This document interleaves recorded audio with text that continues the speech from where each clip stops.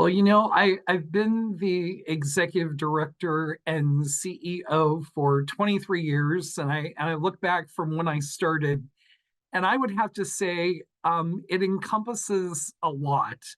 You have to be a little bit of an HR director, a little bit of public relations, grant writer, certainly multifaceted, and just anything from being a cook to help out in the kitchen to being a van driver helping in our transportation department, but very multifaceted. I think you have to be quick paced.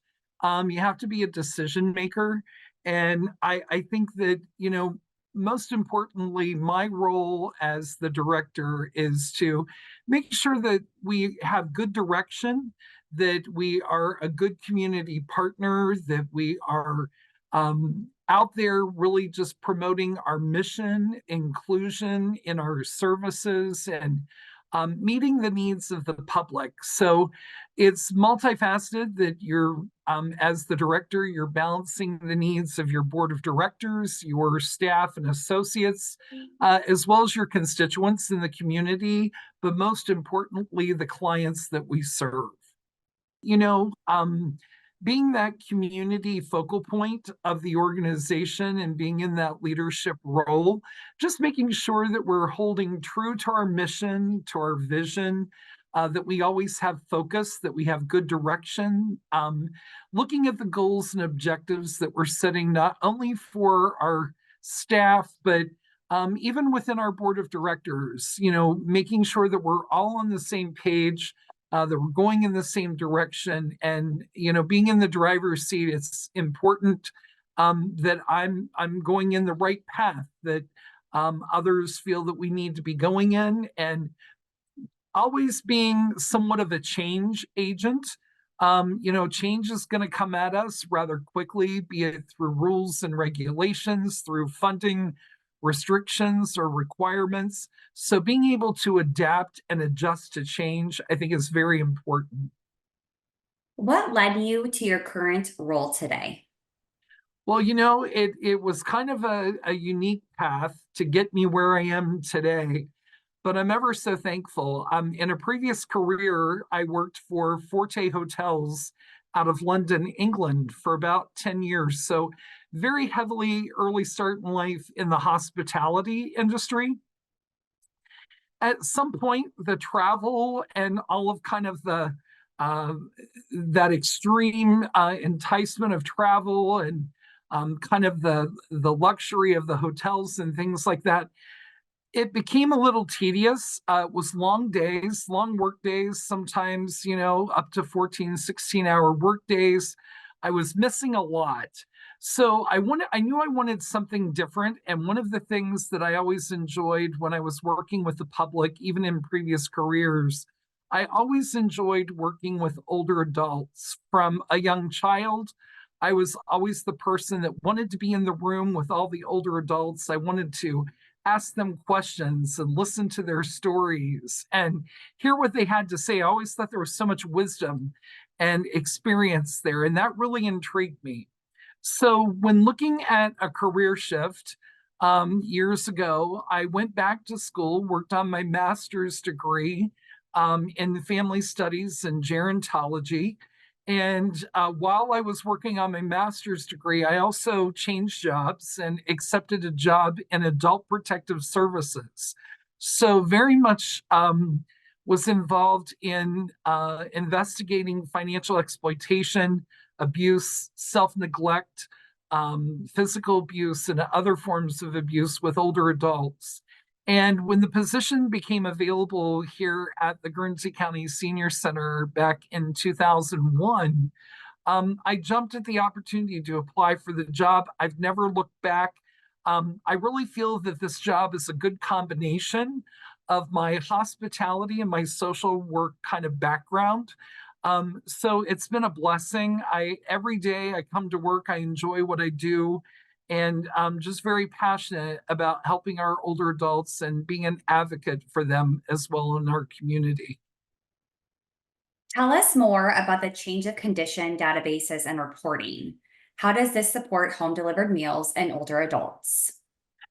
We first became introduced to the change of condition reporting back in 2017. We partnered, we were one of two Meals on Wheels programs selected in the United States, thanks to the Gary and Mary West Foundation and Meals on Wheels America.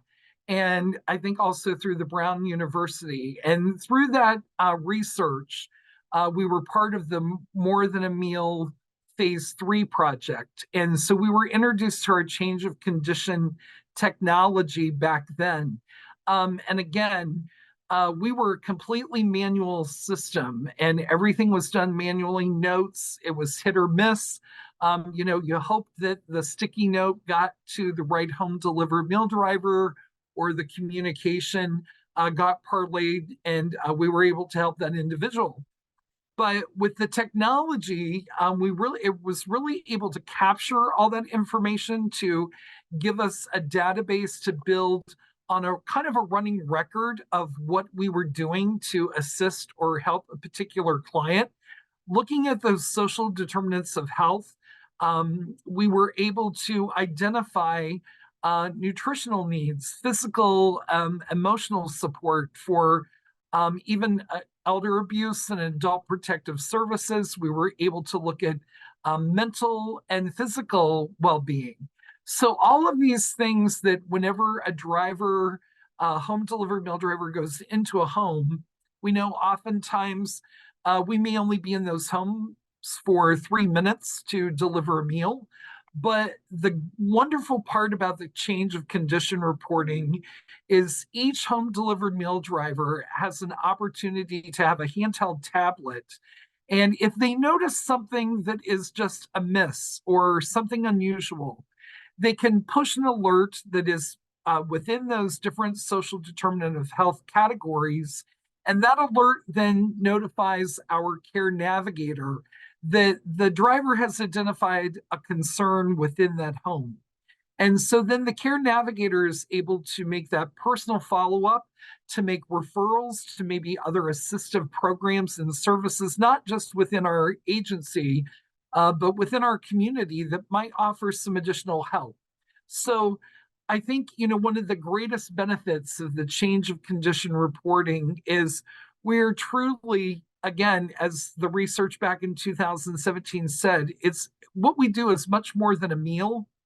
And it really, I think, kind of validates the importance of Meals on Wheels programs across the country, those daily wellness checks that are so vital, that social connectedness that our drivers can provide to individuals, and really, focusing on the nutritional well-being, that social, economical well-being as well. So preventing isolation, we know that, research shows us that with all of the chronic health conditions and issues, it's so vitally important to maintain good nutrition in every home. We know not just on a local level, but on a national level, the positive results that we can get from being able to provide a meal into a client's home.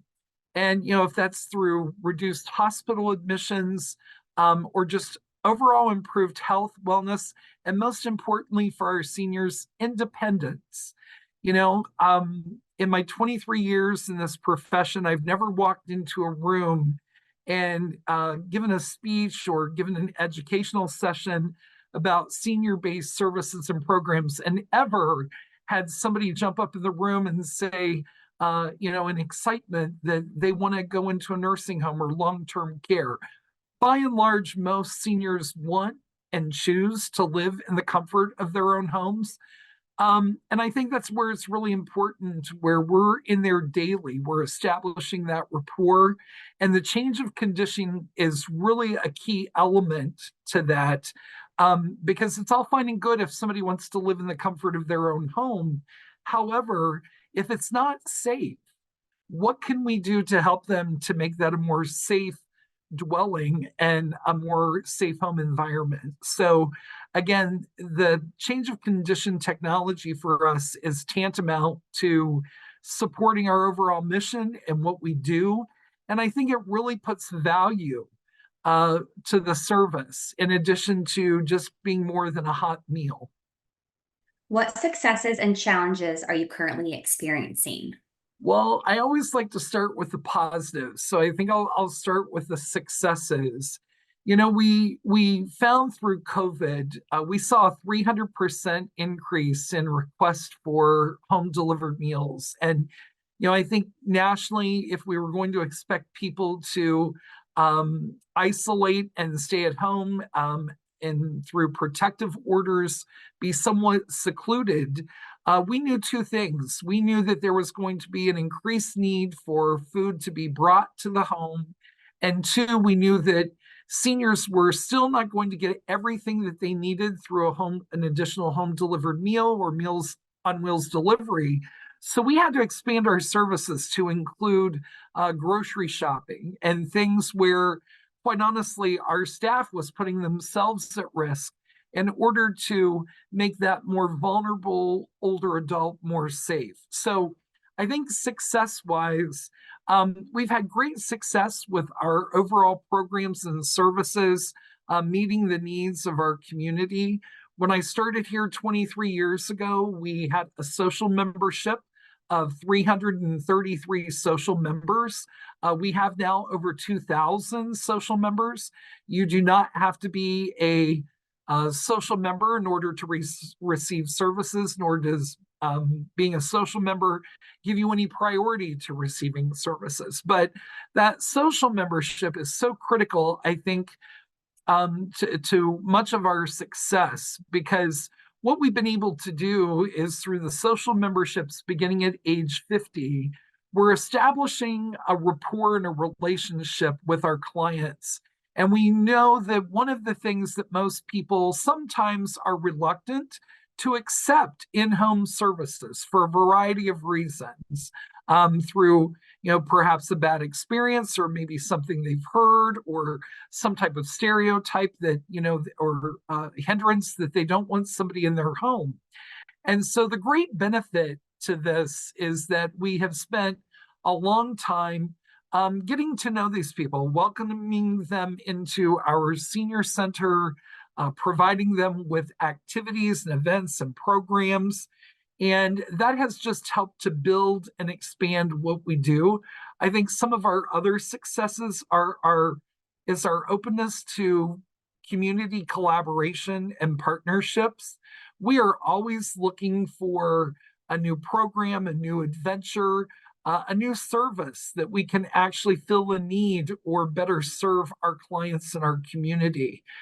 I think also one of the successes is that, we set out with a mission and made a pledge to our countywide voters and supporters. And I think we've done well to step up to the plate to fulfill and do everything that we said we were going to do in order to help older adults. I think some of the challenges that we are facing, and I know sometimes in talking to some of my colleagues, they're experiencing some of the same issues and concerns.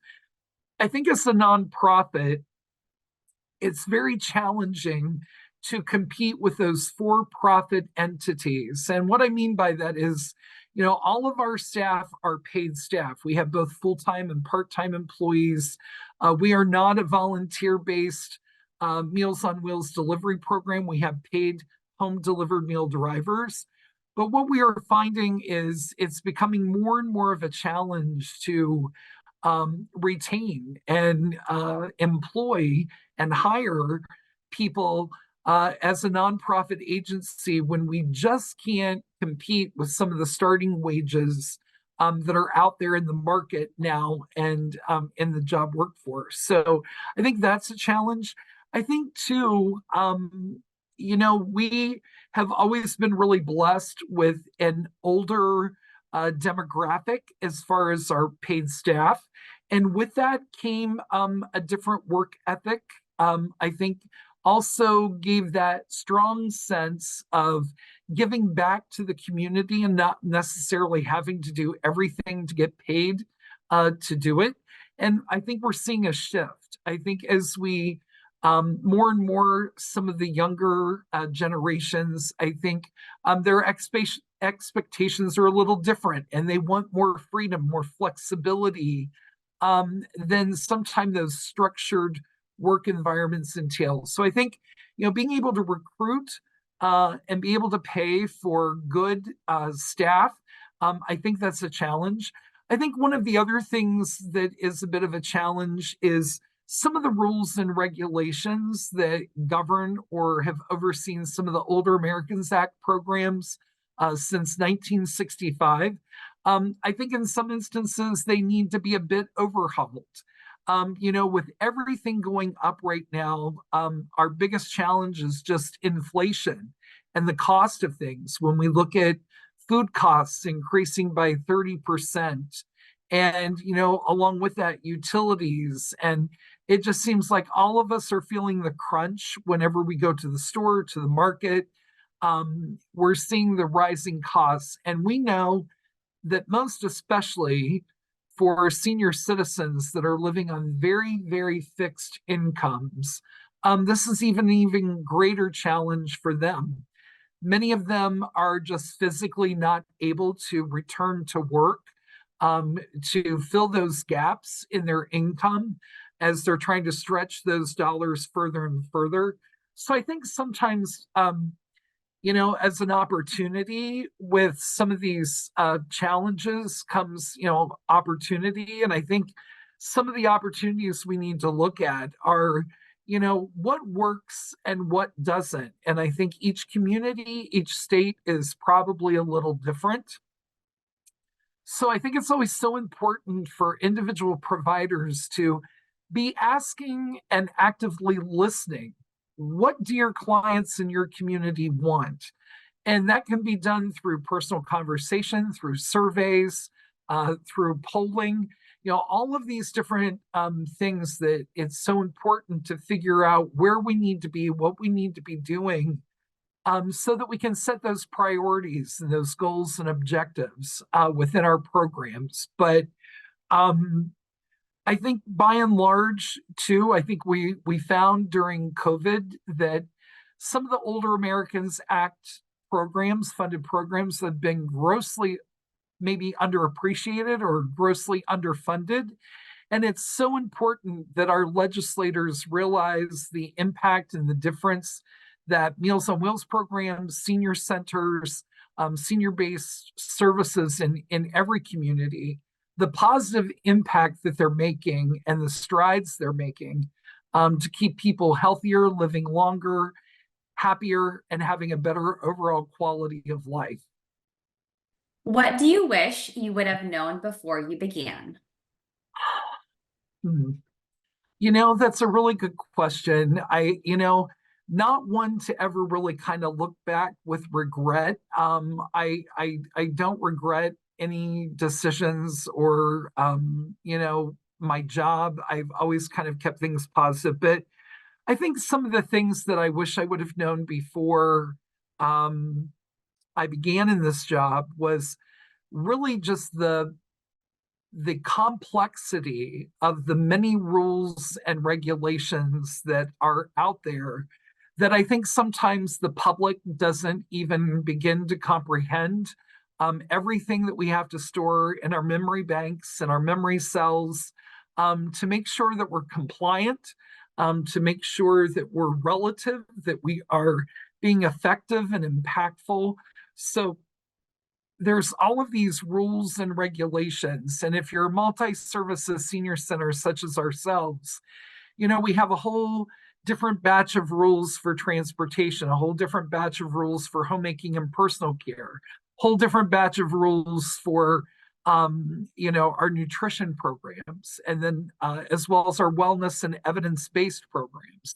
So I think sometimes being able to compartmentalize and have a broader understanding of all those different rules and perhaps maybe looking at ways that we can keep ourselves educated but not be on like information overload. I think that's a challenge that I see all too many times new directors that come onto the job and they are just overwhelmed by the complexity. I think there's that public perception that at senior centers, everybody's having parties and playing bingo, and everything's just fun and games. And it's much more complex on the backside of that, knowing all of the health and safety rules and regulations for hot meals, frozen meals, grab and go meals, and all the health department regulations and all those types of things.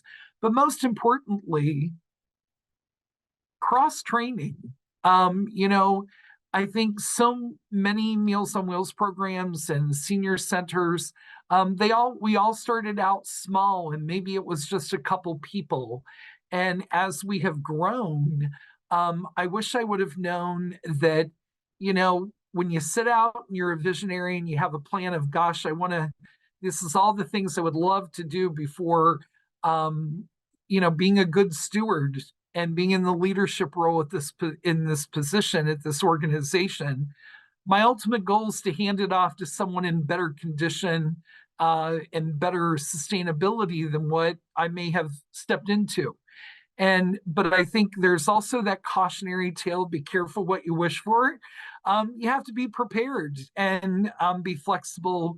And I think that sometimes the unknown excites me, and sometimes, like, I think it's human nature, it can scare us all. And so I don't know if I would have done anything differently had somebody told me. I think the best advice I could give to any new director or seasoned executive director is, follow your heart, follow your passion, follow your gut.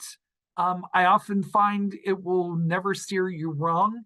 And sometimes doing the right thing, more so than everything by the book, is more important. What is one fun or interesting fact about you?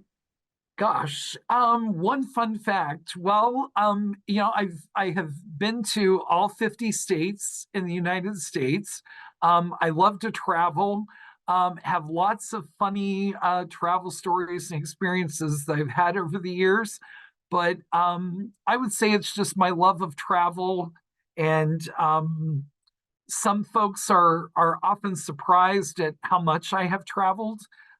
So I think always a great story to tell about someplace I've been, and I always look forward to that next big exciting adventure, be it at work or on personal time.